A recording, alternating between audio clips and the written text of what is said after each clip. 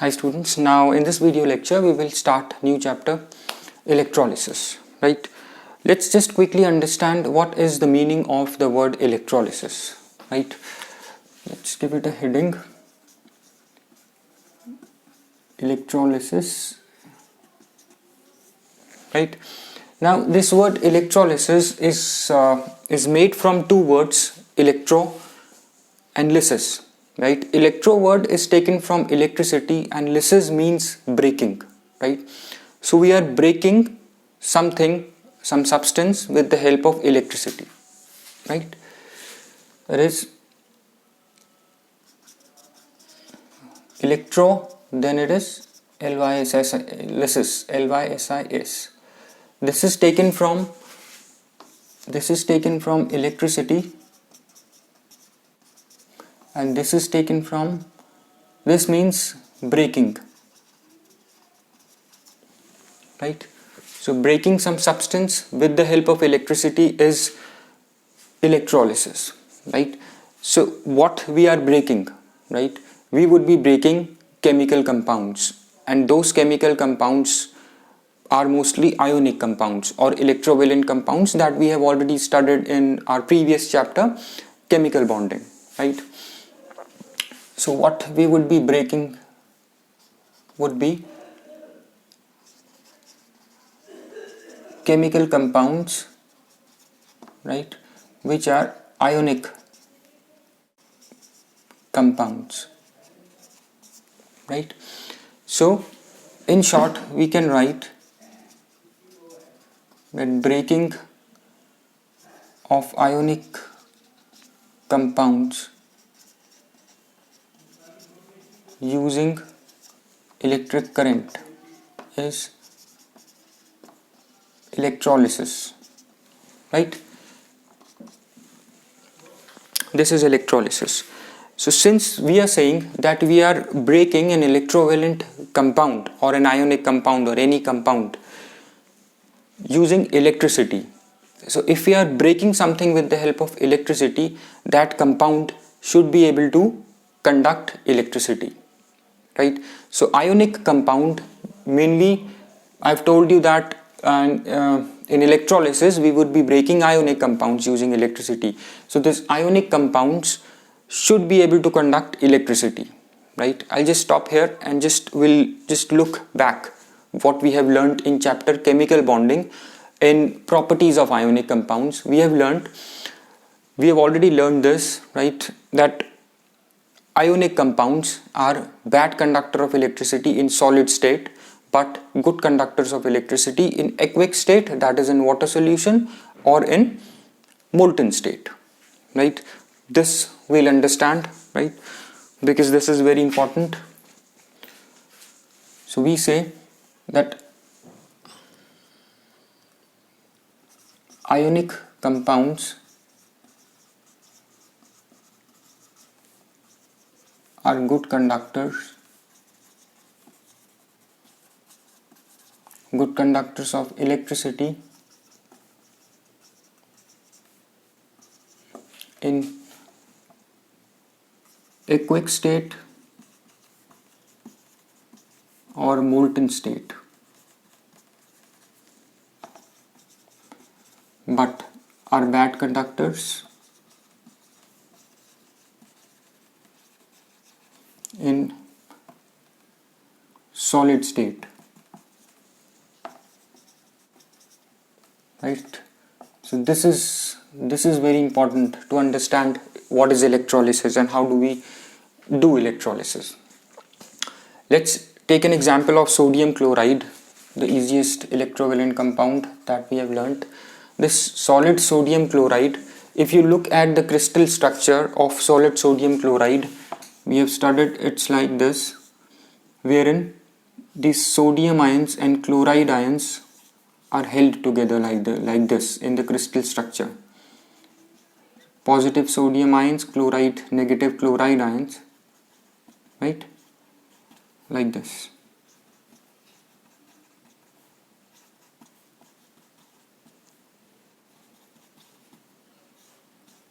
Like this. So this is the crystal structure of sodium chloride or any ionic compound. This is This is the way ions of ionic compounds are arranged, right? And now we know that the ions, the positive and negative ions, have high electrostatic force of attraction, right? These ions have very high electrostatic force of attraction because they are oppositely charged, right? Due to which these ions in their crystal structure are not mobile, and due to this high electrostatic force of attraction, these ions are fixed in their position, right? Have high electrostatic force of attraction, due to which these ions are fixed in position, right? They are fixed in their position. Since they are fixed in their position, that means they are not mobile, right? Due to which ions are fixed in their position and are not mobile, right? So in solid state we have seen that ions are not mobile, right? And we know one thing, that for anything to conduct electricity, for any chemical compound or any metal, for any metal or any chemical compound to be a good conductor of electricity, it should possess mobile charges, right? It should possess mobile charges. So let's see how can we make these ions mobile in case of ionic compounds. And here we have written ionic compounds are good conductors of electricity in aqueous state or in molten state. In aqueous or molten state, if these electrovalent compounds can conduct electricity, that means the ions are no more fixed, the ions are no more immobile, the ions can move in aqueous state or in molten state, right? Due to which in aqueous or in molten state, ionic compounds are good conductors of electricity. Now let's see how ionic compounds become mobile in aqueous state or in molten state. When you take ionic compound, right, you dissolve it in water. Say you dissolve sodium chloride in water. Water has a property to decompose or to dissociate sodium chloride into its sodium and chloride ions, right?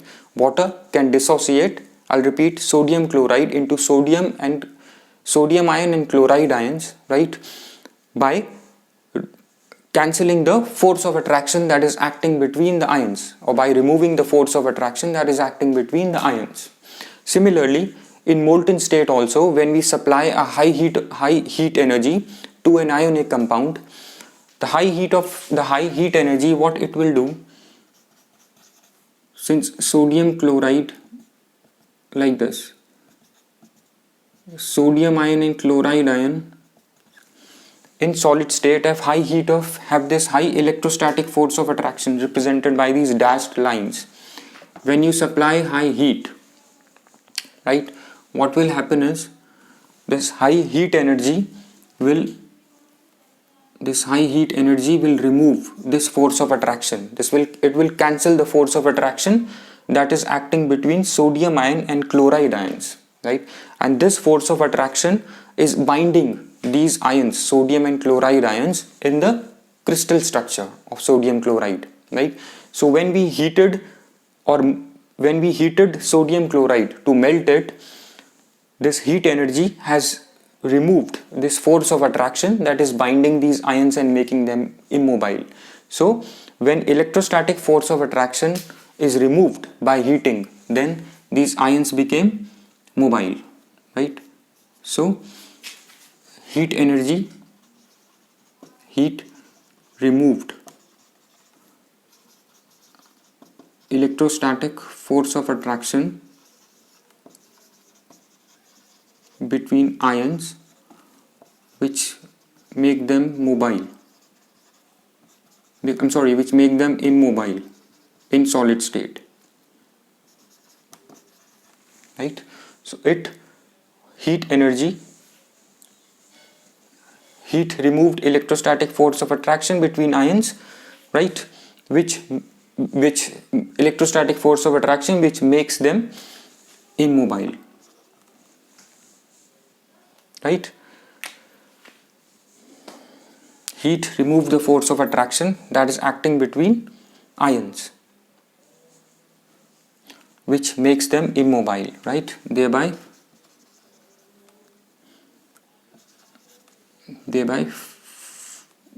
making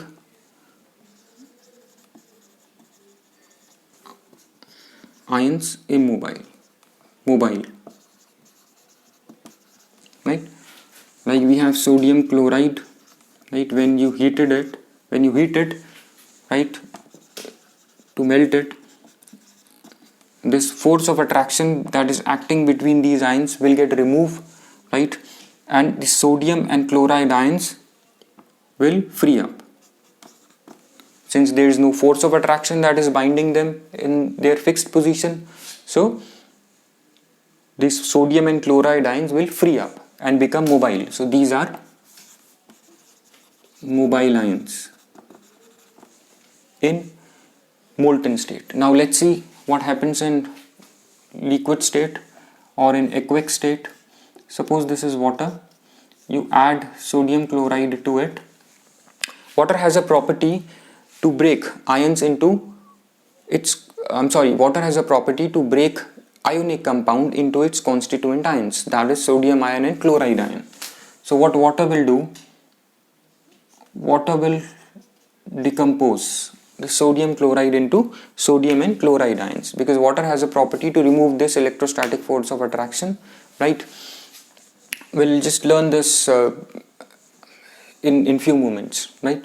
How it does. We'll get back to this. How water will dissociate sodium chloride into sodium and chloride ions, right? Just to give you a quick I'll just tell you this. What water will do, since we know that water, this is also we have already understood in chemical bonding, we know that water is a polar molecule. That is, it has a negative end and a positive end, right? So it's a dipole. Water exists as a dipole, right? Water, if this is a water molecule, it has a positive end and a negative end, right? And what it does is, this negative end, if you look at the structure of water, it consists of hydrogen ions. Hydrogen atom has slight positive charge, right? And oxygen atom has slight negative charge. Why? Because of electronegativity difference. Oxygen has high electronegativity difference, so it will attract the shared pair of electron towards itself, thus acquiring a slight negative charge, and hydrogen atom will acquire slight positive charge. So now let's see how it will separate this sodium chloride into sodium and chloride ions from this crystal lattice. What it does is, suppose this is the crystal lattice, right? And this is sodium ion, this is chloride ion, this is sodium ions, chloride ions, continue. These are positive sodium ions and these are negative chloride ions. This oxygen atom of polar water molecule, which has a slight negative charge, right, will pull the positive ion of ionic compound, in this case sodium chloride, right? So water will pull the oxygen atom in water will pull this sodium ion, right? And this hydrogen atom of polar water molecule that has a slight positive charge will pull the negative chloride ions, right, from the crystal structure. And this is how water will free this sodium chloride into its mobile ions, right? Since negative oxygen atom will pull positive sodium ion, right, and positive hydrogen atom will pull negative chloride ions, right? So this way the sodium and chloride ions will become mobile in water solution, right? So it will make these ions mobile, right? And in water solution, these ions will remain mobile. Why? Because once these are separated, right, once this sodium ion and chloride ions are separated, now since I said this water is a dipole. It has a positive end and a negative end. In water solution, this sodium ion is surrounded by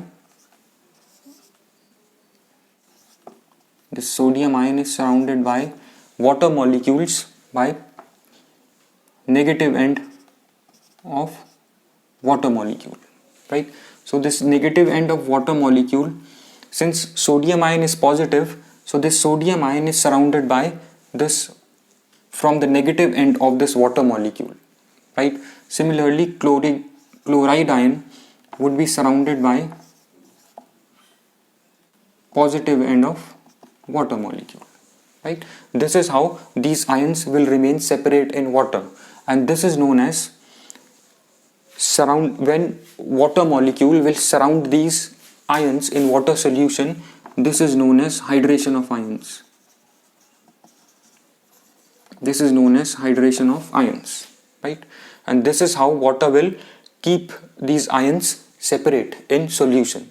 So since these ions are separate, ions are mobile, right? So now is it clear how water will make these ions of ionic compound mobile, right? This is the entire procedure. You should remember this because this is very important, right? And you will get this in higher classes also. And in molten state, it's heat energy that removed the electrostatic force of attraction and made these ions mobile, right? It's very simple. And this is known as when an ionic compound, right, which already consists of ions, right, and these ions are held together, right, due to high electrostatic force of attraction, and when these ions, right, are dissociated into its constituent ions, that is positive ion and negative ions, this is known as dissociation, right? We call it as dissociation. So I'll just remove this and I'll just mention here what you can take down these notes, right, so that you can remember later. This is known as dissociation. You have this in your syllabus, the definition of dissociation. When an ionic compound which already consists of ions, this ionic compound already has ions, when an ionic compound that already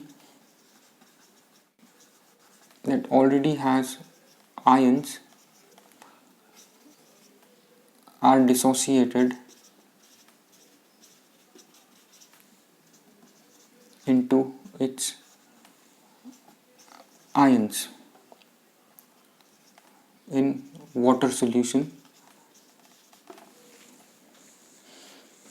this is known as dissociation, right? And we have already learnt that how water will dissociate ionic compound into positive ion and negative ion, how water molecule will make ions of ionic compound mobile in water solution, right? And I just a summary, since water is a polar molecule, so oxygen will pull positive ions of ionic compound and hydrogen will pull negative ions of ionic compound, and this is how these positive and negative ions are freed up or become mobile in water solution, right? So this is clear. Now let's come back to electrolysis, right? Since we said that breaking of ionic compound using electric current is electrolysis, let's take example of an ionic compound. Let's take example of the sodium chloride only. When you break sodium chloride, right, with the help of electric current, right, into sodium and chlorine gas, right, this is known as electrolysis. So since you are using electricity, right, to break an ionic compound into sodium, into its constituent things, not even constituent, it's just breaking the sodium chloride into sodium ion and chlorine gas, right? This is electrolysis, right? Now we need to see how we can achieve this, how we can break this ionic compound using electricity. Since this ionic compound we know is in solid state, right? So in solid state it will not conduct electricity, right? We have learned all that here, why it will not conduct electricity. So what we do is we take ionic compound in solution or in molten state, because we know in solution, right, in solution and in molten state ionic compounds will dissociate into mobile ions, right? And when ionic compounds in solution or in molten state will dissociate into ions, it will be able to conduct electricity due to the presence of mobile ions, right? So this should be in solution or in molten state, so that in molten state, so that it can conduct electricity, right, due to the presence of mobile ions, right? And this solution of ionic compound or ionic compound in molten state, we use a term for it in electrolysis, electrolyte. We call it a electrolyte, right? So this is known as electrolyte, right? What is an electrolyte? If we define electrolyte is solution of an ionic compound or ionic compound in molten state, right, which would be able to conduct electricity due to the presence of mobile ions, right? Due to the presence of mobile ions, these electrolytes would be able to conduct electricity, right? So it's simple, it's one and the same thing, right? Whatever we have learned here, we just give it the name electrolyte. When we take solution of an ionic compound or an ionic compound in molten state, right, we call it a electrolyte. Now, since we need mobile ions, just you need to remember one thing which is very important. You need mobile ions for these chemical compound to conduct electricity, and mobile ions are achieved by water solution or by heating. By heating, that means in a molten state, right? Now let's just compare one thing. The compounds, we have learned this in physics also, the compounds that can conduct electricity like metals, they are good conductors of electricity, and the compounds that are not able to conduct electricity like non-metals like sulfur, phosphorus, they are non-conductors of electricity.